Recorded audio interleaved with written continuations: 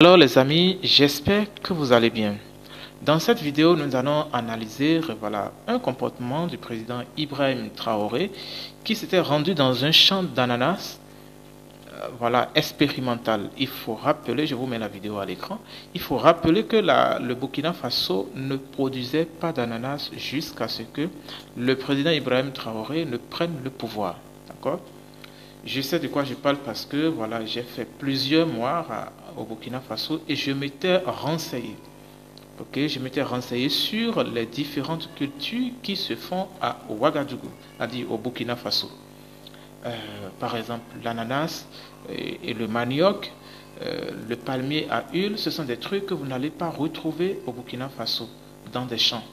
Non, il n'y a pas de palmeraies par exemple au Burkina Faso.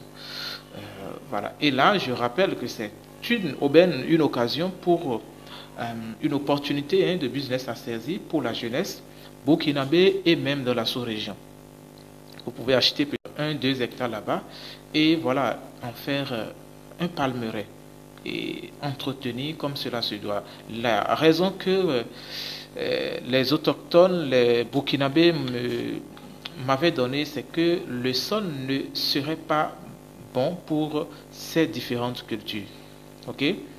Je dis, mais c'est pas possible en fait. C'est pas possible. On ne peut pas dire que le sol burkinabé n'est pas, on peut dire peut-être une partie, ou bien à un endroit, ou bien simplement le Burkina Faso n'a pas l'habitude depuis la nuit des temps de produire ces trucs-là au Burkina Faso. D'accord? Mais aujourd'hui, l'agriculture, avec les intrants, on peut tout cultiver. D'accord? On peut tout cultiver. Donc, je rappelle encore que, un jour, je m'étais rendu dans un marché, disons une sorte de mini-marché, un endroit où les véhicules qui importent l'ananas de la Côte d'Ivoire et du Burkina Faso, là où ils viennent débarquer pour que les vendeuses viennent les chercher. Je m'étais rendu là-bas et on m'a dit, parce qu'on m'a dit que là-bas ce serait un peu moins cher. Donc moi je voulais juste quelques 2 ou bien 3 ananas pour manger. Je me rappelle encore, c'était en 2021. Et on m'a vendu 3 ananas à 1000 francs. Je rappelle encore 3 ananas à 1000 francs. Vous imaginez ce qui se vend dans mon pays, les 3 vont faire quelque chose de au plus 300 ou bien 400. On m'a dit c'est à 1000 francs. Vous voyez? Je dis mais ils m'ont dit oui, c'est parce que l'ananas ne se produit pas, ne se cultive pas au Burkina Faso. J'ai dit oui, c'est normal.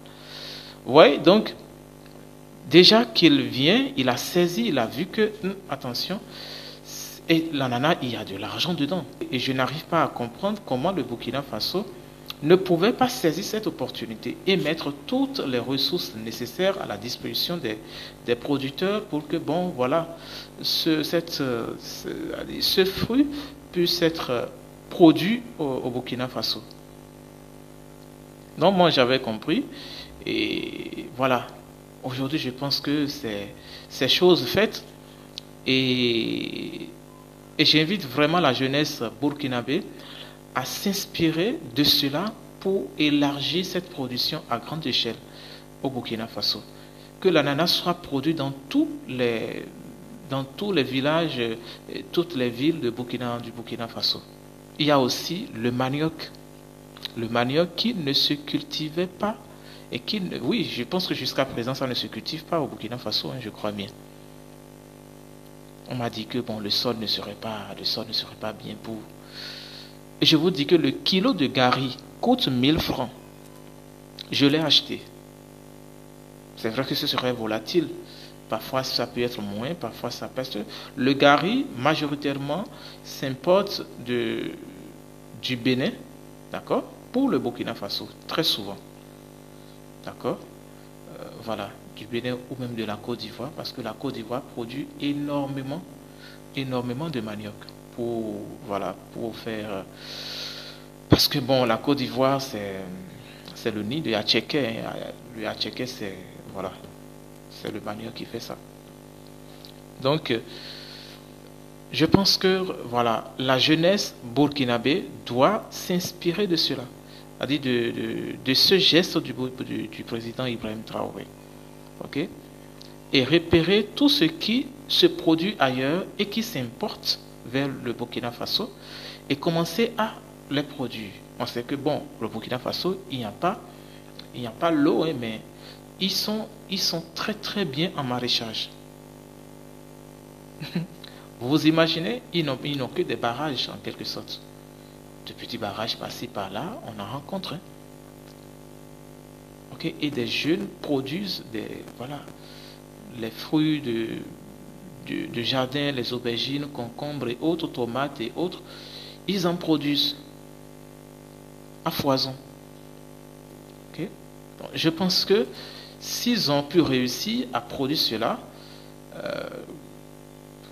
voilà, et ils en produisent toujours malgré le manque d'eau. Je pense que aussi ils peuvent cultiver l'ananas, le manioc et autres, qui sont des produits qui n'ont pas si tant besoin d'eau en fait. Parce que bon, après tout, il pleut au Burkina Faso. Hein. Je pense que bon, ils n'ont pas de saison comme dans d'autres pays, mais il pleut. Il pleut abondamment au Burkina Faso. C'est vrai que c'est le nid de la chaleur, hein. Il fait chaud, c'est le Sahel, mais il pleut. Quand le moment vient, il pleut.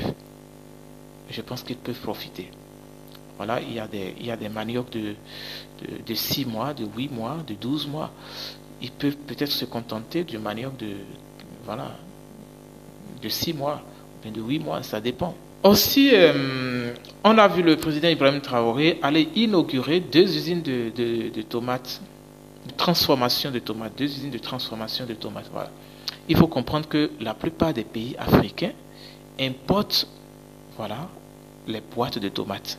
La plupart des pays africains vont acheter la tomate à l'étranger.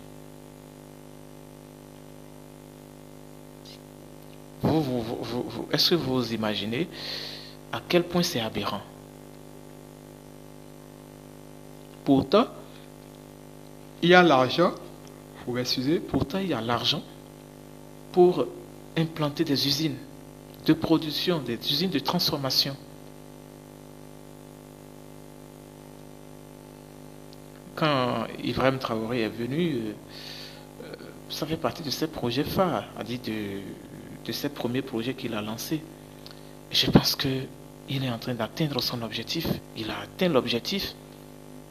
C'est vrai que c'est un projet qui serait, voilà, qui serait en suspense depuis des années. Ok, depuis, je ne sais pas si c'est depuis Roch Kaboré, je ne sais pas. Mais ça n'a jamais vu le jour. Et quand Ibrahim Traoré est venu, il a relancé, il a réalisé le projet. On a vu la pose de la première pierre, tout le monde a vu ici. Ok? Et ce que cela est devenu. Après, je pense, 2 ans, après 18 mois, quelque chose du genre. Oui, voilà. L'Afrique veut des chefs d'État comme ça.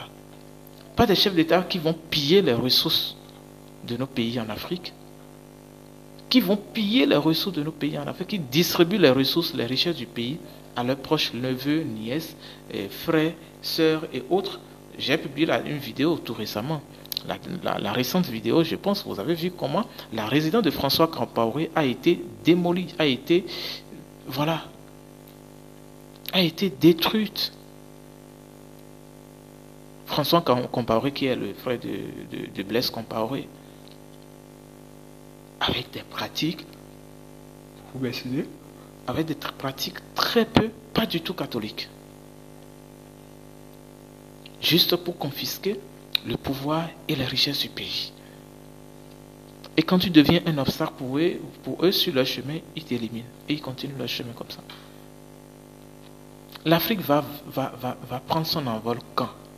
C'est ce que moi, je n'arrive pas à comprendre. L'Afrique prendra son envol quand? Avec ses pratiques. Nous allons où? Ce sont des questions que personnellement, moi, je me pose. Oui, c'est vrai. Ce sont des questions que je me pose en fait. Nous allons décoller quand?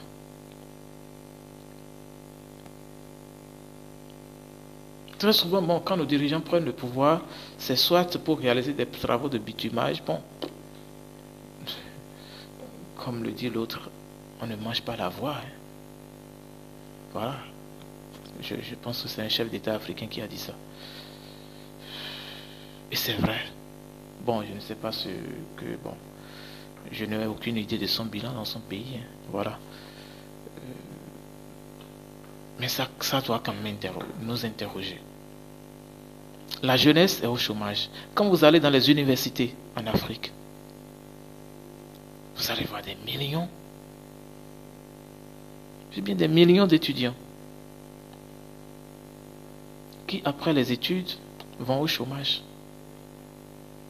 Il n'y a même pas des structures, il n'y a même pas un ministère pour pouvoir s'occuper de leur insertion dans l'entrepreneuriat ou dans rien du tout en fait.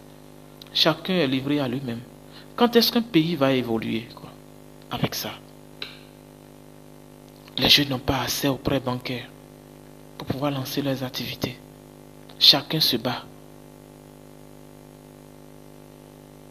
Parce qu'il y a des chefs d'État qui ne sont pas... Voilà.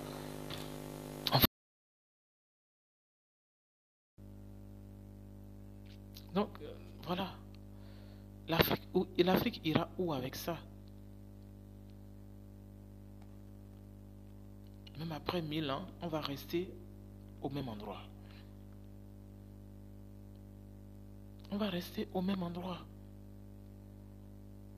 Et toujours dans le sens des usines de transformation de tomates, vous voyez, d'abord, ça permet de créer de l'emploi à la jeunesse.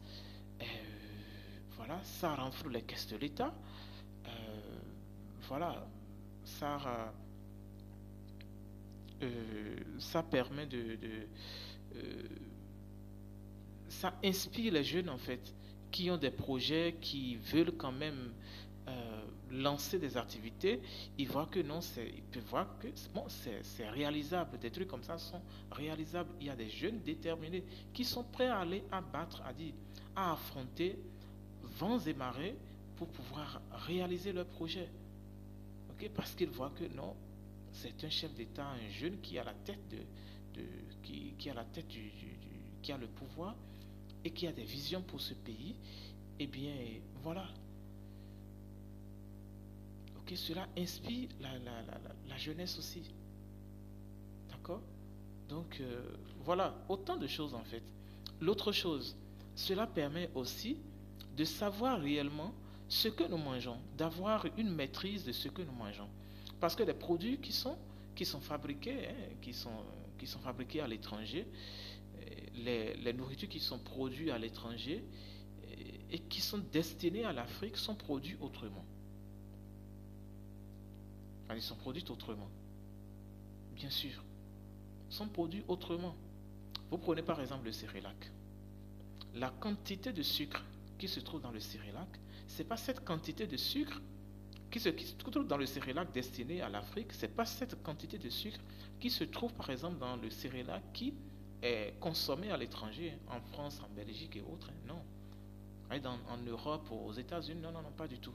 Si tu as une entreprise, tu fous cela, attention, on te fout en tôle. Hein. Ouais, donc les produits qui sont destinés à l'Afrique sont produits autrement. Or, quand tu produis chez toi, ok, tu es sûr de ce que tu manges, tu sais ce qu'il y a dans ton plat, ok, donc voilà, tu peux te permettre d'être confiant, comme on le dit. Tu peux te permettre d'être confiant parce que tu sais ce que tu as mis dans ton plat. Parce que quand tu prépares toi-même à la maison, tu sais que bon, tu es allergique à telle chose. Tu ne dois pas mettre assez de cubes ou bien tu ne prends pas de cubes, tu ne dois pas mettre de formol. Il y a des produits qui sont transformés et produits à l'étranger dans lesquels on met de formol. Okay? Le sucre par exemple, et puis bon, autant de choses en fait. Je ne vous apprends rien. autant de produits qui sont transformés, produits à l'étranger, qui sont destinés à l'Afrique et qui sont mal produits. Alors les amis, dites-moi ce que vous pensez de cela et à très bientôt.